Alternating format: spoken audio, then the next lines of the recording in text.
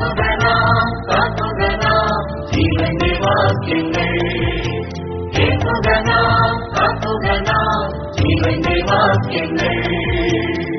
പഴയ കുണ്ടക്കുരുടി എന്ന നവമാധ്യമ വേദിയിൽ ഞാൻ കേട്ടത് നിങ്ങളോട് എന്ന ധ്യാനചിന്ത പരിപാടിയിലേക്ക് സ്വാഗതം. ദൈവത്തിന്റെ അതിപരിശുദ്ധവും ശ്രേഷ്ഠവുമായിരിക്കുന്ന നാമത്തിന് നന്ദിയോടെ സ്തോത്രം. ഈ പ്രഭാതത്തിൽ ഈ നവമാധ്യമത്തിലൂടെ എന്റെ വാക്കുകളെ ശ്രവിക്കുന്ന ഏവർക്കും എന്റെ സ്നേഹവന്ദനങ്ങൾ അറിയിക്കുന്നു. ഈ നിലയിൽ ദൈവവചനത്തിൽ നിന്നും ചിന്തകൾ പങ്കുവയ്ക്കുവാൻ ലഭിച്ച അവസരത്തെ ഓർത്തും ഞാൻ ദൈവത്തെ അതിയായി സ്തുതിക്കുകയും മഹത്വപ്പെടുത്തുകയും ചെയ്യുന്നു. അല്പസമയത്തെ ധ്യാനത്തിനായി ആവർത്തന പുസ്തകം 32 അധ്യായം 44 മുതൽ 47 വരെയുള്ള വാക്യങ്ങൾ നമുക്ക് വായിച്ചു കേൾക്കാം. അവിടെ നാം ഇപ്രകാരം വായിക്കുന്നു: അനന്തരം മോശയും നൂന്റെ മകനായ യോശുവയും വന്ന് ഈ പാട്ടിന്റെ വചനങ്ങളൊക്കെയും ജനത്തെ ചൊല്ലിക്കേൾപ്പിച്ചു. മോശ ഈ സകല വചനങ്ങളും എല്ലാ ഇസ്രായേലിനോടും സംസാരിച്ചു തീർന്നപ്പോൾ അവൻ അവരോട് പറഞ്ഞത്: ഈ ന്യായപ്രമാണത്തിലെ വചനങ്ങളൊക്കെയും പ്രമാണിച്ച് നടക്കേണ്ടതിന് നിങ്ങൾ നിങ്ങളുടെ മക്കളോട് കൽപ്പിപ്പാൻ തക്കവണ്ണം ഞാൻ ഇന്ന് നിങ്ങൾക്ക് സാക്ഷീകരിക്കുന്ന സകല വചനങ്ങളും മനസ്സിൽ വെച്ചുകൊള്ളുവിൻ. ഇത് നിങ്ങൾക്ക് വ്യർത്ഥകാര്യമല്ല, നിങ്ങളുടെ ജീവൻ തന്നെയാകുന്നു. നിങ്ങൾ കൈവശമാക്കേണ്ടതിന് യോർദാൻ കടന്നു ചെല്ലുന്ന ദേശത്ത് നിങ്ങൾക്ക് ഇതിനാൽ ദീർഘായുസ്സുണ്ടാകും. ദൈവനാമത്തിന് മഹത്വം ഉണ്ടാകട്ടെ. വായിച്ചു കേട്ട ഈ വചനഭാഗം ഇസ്രായേൽ ജനത്തിനു വേണ്ടിയുള്ള ദൈവദാസനായ മോശയുടെ അന്ത്യ സന്ദേശമാണ്. തിരുവഴുത്തിൽ ദൈവദാസന്മാരാൽ നൽകപ്പെട്ടിട്ടുള്ള അന്ത്യ സന്ദേശങ്ങൾ അത് എത്രയും ഗൗരവമേറിയതും വിലപ്പെട്ടതുമാണ് എന്ന് നമുക്ക് മനസ്സിലാക്കുവാൻ കഴിയുന്ന വസ്തുതയാണ്. ആ നിലയിൽ വളരെ പ്രാധാന്യം അർഹിക്കുന്ന കാര്യങ്ങളാണ് ദൈവദാസനായ മോശയിലൂടെ ഈ ഭാഗത്തും നൽകപ്പെട്ടിരിക്കുന്നത്. മിസ്രൈമിന്റെ അടിമത്തത്തിൽ നിന്നും വളരെ അത്ഭുതാവകമായി വിടുവിച്ച് വളരെ കരുതലുകൾ നൽകി മുൻപോട്ട് കൊണ്ടുവരപ്പെട്ട ഇസ്രായേൽ ജനം അതെല്ലാം പെട്ടെന്ന് മറന്നുപോകുകയാണ്. ആയതിനാൽ 32 അധ്യായത്തിൽ സകല കാര്യങ്ങളും ഒരു പാട്ടായി മോശയും യോശുവയും ചേർന്ന് ചൊല്ലിക്കേൾപ്പിക്കുകയാണ്. ഇസ്രായേൽ ജനത്തിന്റെ ചരിത്രപരവും ഭാവി സൂചകവുമായ ഒരു സംക്ഷേപം ഈ പാട്ട് നമുക്ക് നൽകുന്നുണ്ട്. ഈ പാട്ട് വായിച്ചുകൊണ്ട് മോശ ഈ വാക്കുകളാൽ യഹോവയെ അനുസരിക്കുവാൻ ജനത്തെ ഭയഭക്തിപൂർവം ഉത്സാഹിപ്പിക്കുകയാണ്. ഇത് നിങ്ങൾക്ക് വ്യർത്ഥകാര്യമല്ല, നിങ്ങളുടെ ജീവൻ തന്നെ ആകുന്നു എന്ന് നാം വായിക്കുന്നു. 33 അധ്യായത്തിൽ മോശയുടെ അനുഗ്രഹങ്ങളാണ് വിഷയം. 34 അധ്യായത്തിൽ കടന്നു വരുമ്പോൾ മോശയുടെ മരണമാണ് അവിടെ പറഞ്ഞിരിക്കുന്നത്. മരണത്തെക്കുറിച്ചാണ് ഈ വായിച്ച ഭാഗത്ത് 47 വാക്യത്തിൽ പറയുകയാണ്: ഇത് നിങ്ങൾക്ക് വ്യർത്ഥകാര്യമല്ല, നിങ്ങളുടെ ജീവൻ തന്നെയാകുന്നു. വ്യർത്ഥമായ കാര്യങ്ങൾ അഥവാ പ്രയോജനമില്ലാത്ത കാര്യങ്ങൾ ആരും ചെയ്യാൻ ഒരുമ്പെടാറില്ല. എന്നാൽ ഇവിടെ ഇത് നിങ്ങൾക്ക് വ്യർത്ഥകാര്യമല്ല, നിങ്ങളുടെ ജീവൻ തന്നെയാകുന്നു എന്ന് പറയുന്നത് എന്താണ്? അതാണ് വാക്യം 46 നാം കാണുന്നത്. ഈ ന്യായപ്രമാണത്തിലെ വചനങ്ങളൊക്കെയും പ്രമാണിച്ചു നടക്കേണ്ടതിന് നിങ്ങൾ നിങ്ങളുടെ മക്കളോട് കൽപ്പിപ്പാൻ തക്കവണ്ണം ഞാൻ ഇന്ന് നിങ്ങൾക്ക് സാക്ഷീകരിക്കുന്ന സകല വചനങ്ങളും മനസ്സിൽ വച്ചുകൊള്ളുവിൻ. ഇതിൽ നിന്നും, ഈ വാക്യത്തിൽ നിന്നും നാം നമ്മുടെ ക്രിസ്തീയ ജീവിതത്തിൽ അനുവർത്തിക്കേണ്ടതായ 3 കാര്യങ്ങൾ ഓർപ്പിക്കാം എന്നാണ് വിചാരിക്കുന്നത്. ഒന്നാമത്തെ കാര്യം, സകല വചനങ്ങളും മനസ്സിൽ വയ്ക്കണം എന്നുള്ളതാണ്. അർത്ഥാൽ പഠിക്കണം. രണ്ടാമത്തെ കാര്യം, വചനങ്ങളൊക്കെയും പ്രമാണിച്ച് നടക്കണം, അല്ലെങ്കിൽ പ്രായോഗികമാക്കണം. ഒന്നുകൂടെ പറഞ്ഞാൽ വചനം അനുസരിച്ച് നടക്കണം. മൂന്നാമത്തെ കാര്യം, ഇത് മക്കളോട് കൽപ്പിക്കണം, അഥവാ മക്കളെ പഠിപ്പിക്കണം, തലമുറകളിലേക്ക് കൈമാറ്റം ചെയ്യണം എന്നാണ് ഉദ്ദേശിക്കുന്നത്. ഈ 3 കാര്യങ്ങളോടും ബന്ധപ്പെട്ട് മനസ്സിലാക്കുവാൻ നമ്മെ സഹായിക്കുന്ന ചില വചനഭാഗങ്ങൾ നമുക്ക് അല്പസമയത്തിനുള്ളിൽ നോക്കാം. ഒന്നാമത്തെ കാര്യം നാം കണ്ടത് സകല വചനങ്ങളും മനസ്സിൽ വയ്ക്കണം, അഥവാ സകല വചനങ്ങളും പഠിക്കണം എന്നുള്ളതാണ്. ലൂക്കോസിന്റെ സുവിശേഷം 2 അധ്യായം 19 വാക്യം നമുക്ക് ഇതോടുള്ള ബന്ധത്തിൽ വായിക്കാം. അവിടെ വായിക്കുന്നത്, മറിയ ഈ വാർത്തയൊക്കെയും ഹൃദയത്തിൽ സംഗ്രഹിച്ചു ധ്യാനിച്ചുകൊണ്ടിരുന്നു എന്നാണ്. യേശു കർത്താവിന്റെ ജനനത്തിങ്കൽ ഇടയന്മാർ ശിശുവായ യേശുവിനെ സന്ദർശിക്കുകയും അവനെക്കുറിച്ച് ദൂതന്മാർ അവരോട് പറഞ്ഞ കാര്യങ്ങൾ പങ്കുവെക്കുകയും ചെയ്ത ശേഷം ദൈവവചനം ഇപ്രകാരം പറയുന്നു, കേട്ടവർ എല്ലാവരും ഇടയന്മാർ പറഞ്ഞതിനെ കുറിച്ച് ആശ്ചര്യപ്പെട്ടു. എന്നാൽ അവിടെ മറിയയെക്കുറിച്ച് പറയുന്നത്, മറിയ ഇതെല്ലാം നിധി പോലെ സൂക്ഷിക്കുകയും തന്റെ ഹൃദയത്തിൽ അവയെക്കുറിച്ച് ചിന്തിക്കുകയും ചെയ്തു എന്നാണ്. മറിയ ഈ വാർത്തയൊക്കെയും ഹൃദയത്തെ സംഗ്രഹിച്ചു ധ്യാനിച്ചു കൊണ്ടിരുന്നു എന്ന് നമുക്ക് മനസ്സിലാക്കുവാനായിട്ട് സാധിക്കുന്നു. അങ്ങനെ യേശുവിന്റെ ദൈവിക ഉദ്ദേശത്തെക്കുറിച്ചുള്ള സംഭവങ്ങളും വെളിപ്പെടുത്തലുകളും മറിയ തന്റെ ഹൃദയത്തിൽ സൂക്ഷിച്ച് അവയുടെ പ്രാധാന്യത്തെ പ്രതിഫലിപ്പിക്കുകയാണ് ചെയ്യുന്നത്. ലൂക്കോസിന്റെ സുവിശേഷം 2-ാം അധ്യായം ഇതേ അധ്യായം തന്നെ 51-ാം വാക്യത്തിൽ നാം ഇപ്രകാരം വായിക്കുന്നു, പിന്നെ അവൻ അവരോടുകൂടെ ഇറങ്ങി നസ്രത്തിൽ വന്ന് അവർക്ക് കീഴടങ്ങിയിരുന്നു. ഈ കാര്യങ്ങളെല്ലാം അവന്റെ അമ്മ ഹൃദയത്തിൽ സംഗ്രഹിച്ചു. 50-ാം വാക്യത്തിൽ യേശുവിന്റെ അമ്മ മറിയ ചോദിച്ച ചോദ്യത്തിന് യേശു കർത്താവ് മറുപടി നൽകിയത് അതിനെക്കുറിച്ച് നാം അവിടെ കാണുന്നത് അവർ ഗ്രഹിച്ചില്ല എന്നുള്ളതാണ്. എന്നാൽ മറിയയുടെ ജീവിതത്തിൽ എന്താണ് നടന്നത്? അവിടെ നാം വായിക്കുന്നു, എന്നാൽ അവന്റെ അമ്മ ഇതെല്ലാം തന്റെ ഹൃദയത്തിൽ നിധി പോലെ സൂക്ഷിച്ചു എന്നാണ്.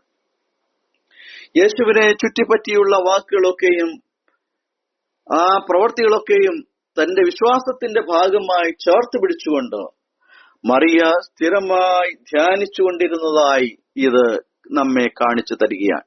ദൈവവചനം നമ്മുടെ ഹൃദയത്തിൽ സൂക്ഷിക്കുന്നത്, സംഗ്രഹിക്കുന്നത് പല നിലകളിൽ നമുക്ക് പ്രയോജനം നൽകുന്നതാണ്. സങ്കീർത്തനക്കാരൻ പറയുന്ന ഒരു കാര്യം ഇവിടെ പ്രസ്താവിക്കുവാനായിട്ട് ഞാൻ ആഗ്രഹിക്കുന്നു. 119-ാം സങ്കീർത്തനം അതിന്റെ 11-ാം വാക്യത്തിൽ ഇപ്രകാരമാണ് നാം വായിക്കുന്നത്, ഞാൻ നിന്നോട് പാപം ചെയ്യാതിരിക്കേണ്ടതിന് നിന്റെ വചനത്തെ ഹൃദയത്തിൽ സംഗ്രഹിക്കുന്നു. ദൈവത്തിന്റെ വാക്കുകളെയും പ്രവർത്തികളെയും പ്രതിഫലിക്കേണ്ടതിന്റെ പ്രാധാന്യം മറിയയുടെ ജീവിതത്തിൽ പ്രകടമാക്കുന്നു. അങ്ങനെ ചെയ്തതിന്റെ ഫലം യോഹന്നാന്റെ സുവിശേഷം 2-ാം അധ്യായത്തിൽ നമുക്ക് കാണുവാൻ കഴിയുന്നുണ്ട്. ഒരു പ്രത്യേക ആവശ്യവുമായി മറിയ യേശുവിനെ സമീപിച്ചപ്പോൾ ലഭിച്ച മറുപടി സന്തോഷകരമായിരുന്നില്ല. എന്നാൽ മറിയ അവിടെ ഉണ്ടായിരുന്ന വേലക്കാരോട് പറയുന്ന കാര്യം വളരെ ശ്രദ്ധേയമാണ്. അവൻ നിങ്ങളോട് എന്തെങ്കിലും കൽപ്പിച്ചാൽ അത് ചെയ്യുവേൻ എന്ന് പറഞ്ഞ് കടന്നു പോകുന്ന മറിയെ നമുക്കവിടെ കാണുവാനായിട്ട് കഴിയുന്നു. വചനത്തിലുള്ള അനുസരണത്തിലും ദൈവിക പദ്ധതികളെ കുറിച്ചുള്ള അവബോധത്തിലും ജീവിക്കുവാൻ നാം എത്രയോ കടപ്പെട്ടവരാണെന്ന സത്യം നമുക്കിത് വെളിവാക്കി തരികയാണ്. പ്രിയരെ, ഹൃദയത്തിൽ സൂക്ഷിക്കുവാൻ കൊള്ളാവുന്ന എന്തെങ്കിലും ഉണ്ടെങ്കിൽ അത് ദൈവത്തിന്റെ വചനം മാത്രമാണ്. അങ്ങനെ ആയിരിക്കുവാൻ കർത്താവ് നമ്മെ സഹായിക്കട്ടെ. 2-ാമത്തെ കാര്യം, വചനങ്ങളൊക്കെയും പ്രമാണിച്ചു നടക്കണം, അഥവാ പ്രായോഗികമാക്കണം. ഒന്നുകൂടെ പറഞ്ഞാൽ അനുസരിക്കണം. ഇതിനോട് ബന്ധപ്പെട്ട ഒരു വചനഭാഗം വായിക്കുവാനായിട്ട് താല്പര്യപ്പെടുന്നു. ഈ പുസ്തകം തന്നെ വായിച്ചു കേട്ട ലൂക്കോസിന്റെ സുവിശേഷത്തിൽ നിന്ന് തന്നെ 1-ാം അധ്യായം അതിന്റെ 6-ാം വാക്യത്തിൽ നാം ഇപ്രകാരം വായിക്കുന്നു, ഇരുവരും ദൈവസന്നിധിയിൽ നീതിയുള്ളവരും കർത്താവിന്റെ സകല കൽപ്പനകളിലും ന്യായങ്ങളിലും കുറ്റമില്ലാത്തവരായി നടക്കുന്നവരുമായിരുന്നു. ദൈവത്തിന്റെ എല്ലാ കൽപ്പനകളും പാലിക്കുന്നതിൽ ശ്രദ്ധേയമായ ബൈബിളിലെ ഒരു കുടുംബത്തിന്റെ ഉത്തമ ഉദാഹരണമാണ് ഇവിടെ നാം കാണുന്ന യോഹന്നാൻ സ്നാപകന്റെ മാതാപിതാക്കളായ സഖറിയാവും എലിസബത്തും. നമുക്കറിയാം, ഈ ദമ്പതികൾക്ക് മക്കളില്ലായിരുന്നു. ആ നിലയിലുള്ള വേദനകൾ അനുഭവിച്ചുകൊണ്ടുള്ള ജീവിതയാത്രയിൽ ഒരുപക്ഷെ സമൂഹത്തിൽ നിന്നുള്ള നിന്ദകളും പഴികളും കേട്ടുകൊണ്ടായിരിക്കാം അവർ ജീവിച്ചു വന്നത്. എന്നാൽ അവരെക്കുറിച്ചുള്ള ദൈവിക സാക്ഷ്യം എത്രയോ അനുഗ്രഹീതമാണ്. അവർ മനുഷ്യരുടെ ദൃഷ്ടിയിലല്ല, ദൈവത്തിന്റെ ദൃഷ്ടിയിൽ നീതിയുള്ളവരും കർത്താവിന്റെ സകല കൽപ്പനകളിലും ന്യായങ്ങളിലും കുറ്റമില്ലാത്തവരായി നടക്കുന്നവരുമായിരുന്നു എന്നാണ് ഇവിടെ നമുക്ക് കാണുവാനായിട്ട് കഴിയുന്നത്. ഇതിൽ നിന്നും നമുക്ക് മനസ്സിലാക്കുവാൻ കഴിയുന്ന ചില കാര്യങ്ങൾ കൂടെ നോക്കാം. എന്താണ് അതൊക്കെ? ഒന്ന്, ദൈവത്തോടുള്ള അവരുടെ വിശ്വസ്തതയാണ് ഒന്നാമതായി നമുക്ക് കാണുവാൻ കഴിയുന്നത്. സഖറിയാവും എലിസബത്തും കുട്ടികളില്ലാത്തതുമായുള്ള പോരാട്ടം അത് അങ്ങനെയുള്ള പോരാട്ടം വ്യക്തിപരമായ ജീവിതത്തിൽ വെല്ലുവിളിയായിട്ട് നേരിട്ടുകൊണ്ട് മുൻപോട്ട് പോകുമ്പോൾ കൽപ്പനകൾ പാലിച്ചും വിശ്വസ്തയോടെ ദൈവത്തെ സേവിച്ചും നീതിയുള്ള ജീവിതം നയിക്കുന്നതായിട്ട് നമുക്ക് കാണുവാനായിട്ട് കഴിയുന്നു. മറ്റൊരു കാര്യം, അത് നിമിത്തം അവർ ആ നീതിയായിട്ടുള്ള ജീവിതം, ആ കൽപ്പനകൾ അനുസരിച്ച് ജീവിച്ചത് നിമിത്തം അവർ ദൈവത്തിന്റെ പദ്ധതിയിലെ പങ്കുകാരായി തീർന്നു എന്നതാണ്. അവരുടെ വിശ്വാസവും അനുസരണവും യേശു കർത്താവിന് വഴിയൊരുക്കുന്ന യോഹന്നാൻ സ്നാപകനെ ഉയർത്തിക്കൊണ്ട് ദൈവിക പദ്ധതിയിൽ ഒരു പ്രധാന പങ്ക് വഹിക്കാൻ അവരെ സജ്ജമാക്കി എന്നുള്ളത് എത്രയോ അനുഗ്രഹീതമാണ്. മറ്റൊരു കാര്യം, പരീക്ഷണങ്ങളിലൂടെയുള്ള അവരുടെ സഹിഷ്ണുതയാണ്. പ്രായമായിട്ടും ഒരു കുട്ടിക്ക് വേണ്ടിയുള്ള ഉത്തരം ലഭിക്കാത്ത വർഷങ്ങൾ ഉണ്ടായിട്ടും അവർ ദൈവത്തെ അനുസരിക്കുന്നത് തുടർന്നു. ദൈവഹിതത്തോടുള്ള അചഞ്ചലമായ പ്രതിബദ്ധത അവർ പ്രകടമാക്കി. ദൈവത്തിന്റെ കൽപ്പനകൾ അനുസരിച്ചും നീതിയും ദൈവത്തിന്റെ സമയത്തെ ആശ്രയിച്ചും ജീവിച്ച ഒരു കുടുംബത്തിന്റെ ശക്തമായ മാതൃകയാണ് സക്കരിയാവും എലിസബത്തും. ദൈവപുരുഷനായിരുന്ന ശമൂവേൽ പറഞ്ഞ വാക്കുകൾ ഇവിടെ പ്രസ്താവിക്കട്ടെ. 1 ശമൂവേൽ 15-ാം അധ്യായം 22-ാം വാക്യം. യഹോവയുടെ കൽപ്പന അനുസരിക്കുന്നത് പോലെ ഹോമയാഗങ്ങളും ഹനനയാഗങ്ങളും യഹോവയ്ക്ക് പ്രസാദമാകുമോ? ഇതാ, അനുസരിക്കുന്നത് യാഗത്തെക്കാളും ശ്രദ്ധിക്കുന്നത് മുട്ടാടുകളുടെ മേധസ്സിനേക്കാളും നല്ലത്. പ്രിയരെ, നമുക്ക് നല്ലതിനെ പിടിച്ചുകൊള്ളാം. ദൈവദാസനായ മോശെ പറയുന്നു, ഇത് നിങ്ങൾക്ക് വ്യർത്ഥ കാര്യമല്ല. മൂന്നാമത്തെ കാര്യം, ഇത് മക്കളോട് കൽപ്പിക്കണം അഥവാ പഠിപ്പിക്കണം. ഒന്നുകൂടെ പറഞ്ഞാൽ തലമുറകളിലേക്ക് കൈമാറണം. ഇതിനോട് ബന്ധപ്പെട്ട് നമുക്ക് 2 തിമോത്തിയോസ് 1-ാം അധ്യായം 5-ാം വാക്യവും 3-ാം അധ്യായം അതിന്റെ 14-15 വചനഭാഗങ്ങളും നമുക്ക് വായിക്കാം. 2 തിമോത്തിയോസ് 1-ന്റെ 5-ാം വാക്യം, ആ വിശ്വാസം ആദ്യം നിന്റെ വലിയമ്മ ലോബിസിലും അമ്മ യൂനിക്കയിലും ഉണ്ടായിരുന്നു, നിന്നിലുമുണ്ടെന്ന് ഞാൻ ഉറച്ചിരിക്കുന്നു. 3-ാം അധ്യായം 14-15 വാക്യങ്ങൾ, നീയോ എന്നവരോട് പഠിച്ചു എന്നോർക്കുകയും ക്രിസ്തുയേശുവിലുള്ള വിശ്വാസത്താൽ നിന്നെ രക്ഷയ്ക്ക് ജ്ഞാനിയാക്കുവാൻ മതിയായ തിരുവെഴുത്തുകളെ ബാല്യം മുതൽ അറിയുകയും ചെയ്യുന്നതുകൊണ്ട്. 15-ാം വാക്യം, നീ പഠിച്ചും നിശ്ചയം പ്രാപിച്ചും ഇരിക്കുന്നതിൽ നിലനിൽക്കാം. മക്കളെ ദൈവവചനം പഠിപ്പിക്കുവാൻ ഉത്സുകരായ ഒരു കുടുംബത്തിന്റെ ശക്തമായ ബൈബിൾ ഉദാഹരണമാണ് തിമോത്തിയുടെ കുടുംബം. പ്രത്യേകിച്ച് അവന്റെ വലിയമ്മ ലോബിസും അമ്മ യൂനിക്കയും. ഈ വചനഭാഗങ്ങളിൽ നിന്ന് നമുക്ക് മനസ്സിലാക്കുവാൻ സാധിക്കുന്ന കാര്യങ്ങൾ എന്തെന്ന് നമുക്ക് നോക്കാം. ഒന്ന്, വിശ്വാസം തലമുറകളിലൂടെ കൈമാറ്റം ചെയ്യപ്പെട്ടു എന്നുള്ളതാണ്. ലോബീസും യൂനിക്കയും ആത്മാർത്ഥമായ വിശ്വാസം പ്രകടിപ്പിക്കുകയും ചെറുപ്പം മുതലേ തിമോത്തിയെ തിരുവെഴുത്തുകൾ പഠിപ്പിക്കുന്നതിന് മുൻഗണന നൽകുകയും ചെയ്തു. രണ്ടാമത്തെ കാര്യം, ദൈവവചനത്തോടുള്ള അവരുടെ പ്രതിബദ്ധതയാണ്. ദൈവവചനം പകർന്നു നൽകാനുള്ള അവരുടെ വ്യഗ്രത ആദിമസഭയിലെ ഒരു പ്രധാന നേതാവ് എന്ന നിലയിലും പൗലോസിന്റെ അടുത്ത കൂട്ടാളി എന്ന നിലയിലും തിമോത്തിയുടെ സ്ഥാനത്തിന് അടിത്തറയിട്ടത് നമുക്ക് കാണുവാനായിട്ട് കഴിയുന്നു. മൂന്നാമത്തെ കാര്യം, ഇത് ഒരു പ്രായോഗിക മാതാപിതാക്കളുടെ ഉദാഹരണമാണ് ഈ കുടുംബം. ആവർത്തന പുസ്തകം 6-ാം അധ്യായം 6-7 വാക്യങ്ങളിലെ തത്വം അവർ ഇവിടെ ഉൾക്കൊള്ളുകയാണ്. അവിടെ വായിക്കുന്നത് ഇപ്രകാരമാണല്ലോ, ഇന്ന് ഞാൻ നിന്നോട് കൽപ്പിക്കുന്ന ഈ വചനങ്ങൾ നിന്റെ ഹൃദയത്തിൽ ഇരിക്കണം.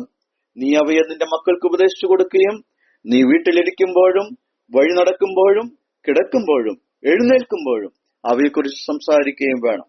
അവിടെ ദൈവകൽപ്പനകൾ തങ്ങളുടെ കുട്ടികളെ ഉത്സാഹപൂർവ്വം പഠിപ്പിക്കാൻ മാതാപിതാക്കളോട് നിർദ്ദേശിക്കുക.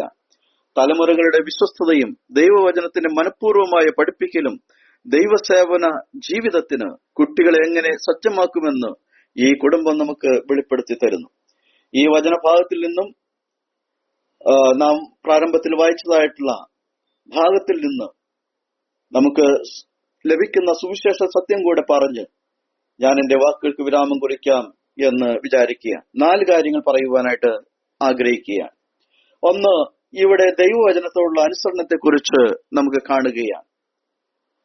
താൻ പറഞ്ഞ വാക്കുകൾ, മോശ പറഞ്ഞ വാക്കുകൾ കേവലം ആചാരപരമോ പ്രതീകാത്മകമോ അല്ലെന്ന് മോശ ഊന്നി പറയുകയാണ്.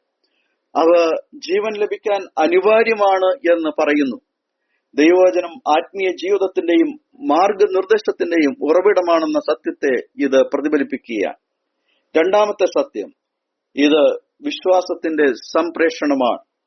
ഈ വാക്കുകൾ തങ്ങളുടെ കുട്ടികളെ പഠിപ്പിക്കാൻ മോശ ജനങ്ങളെ പ്രേരിപ്പിക്കുകയാണ്. വിശ്വാസവും അനുസരണവും തുടരുന്നു എന്ന് ഉറപ്പാക്കിക്കൊണ്ട് ഭാവി തലമുറകളിലേക്ക് ദൈവത്തിന്റെ സത്യം കൈമാറേണ്ടതിന്റെ പ്രാധാന്യത്തെ ഇത് എടുത്തു കാണിക്കുന്നു. മൂന്നാമത്തെ കാര്യം, ഇവിടെ വചനം ജീവനായി എന്ന് കാണുകയാണ്. ദൈവവചനം ജീവനാണെന്ന വാദം യോഹന്നാന്റെ സുവിശേഷം 1-ാം അധ്യായം 1 മുതൽ 4 വരെയുള്ള വാക്യങ്ങളിലെ പുതിയ നിയമ സത്യങ്ങളെ പ്രതിധ്വനിപ്പിക്കുകയാണ്. അവിടെ വചനമായ യേശുവിനെ ജീവന്റെ ഉറവിടമായി കാണുകയാണ്. ക്രിസ്തുയേശുവിലൂടെയുള്ള ദൈവത്തിന്റെ ആത്യന്തിക പദ്ധതിയുടെ പൂർത്തീകരണവുമായി ആവർത്തന പുസ്തകത്തിലെ നിയമത്തിന്റെ പ്രാധാന്യത്തെ ഇത് ബന്ധിപ്പിക്കുന്നതായി നമുക്ക് മനസ്സിലാക്കുവാൻ സാധിക്കുന്നു. നാലാമത്തെ കാര്യം, ദൈവവചന അനുസരണത്താൽ ലഭ്യമാകുന്ന ഉടമ്പടിയും വാഗ്ദാനവുമാണ്. അവർ പ്രവേശിക്കാൻ പോകുന്ന ദേശം ദൈവത്തിന്റെ ഉടമ്പടി വാഗ്ദാനങ്ങളുമായി ബന്ധപ്പെട്ടിരിക്കുന്നു. ആ ഉടമ്പടിയുടെ അനുഗ്രഹങ്ങൾ ആസ്വദിക്കുന്നതിനുള്ള പാതയായി ദൈവവചനത്തോടുള്ള വിശ്വസ്തതയും അനുസരണവും അവതരിപ്പിക്കപ്പെടുകയാണ്. തിരുവെഴുത്തുകളെ ഐച്ഛികമായല്ല, മറിച്ച് ജീവിതത്തിന്റെ കേന്ദ്രമായി ദൈവവുമായുള്ള അവരുടെ ബന്ധവും അവരുടെ പ്രവർത്തനങ്ങളും രൂപപ്പെടുത്താൻ ഈ വചനഭാഗം ഏവരെയും പ്രോത്സാഹിപ്പിക്കുകയാണ് ചെയ്യുന്നത്. കർത്താവ് ഈ വചനങ്ങളാൽ നമ്മെ ഏവരെയും അനുഗ്രഹിക്കട്ടെ. അവന്റെ നാമം ഇന്നും എന്നേക്കും വാഴ്ത്തപ്പെടുമാറാകട്ടെ. ആമേൻ.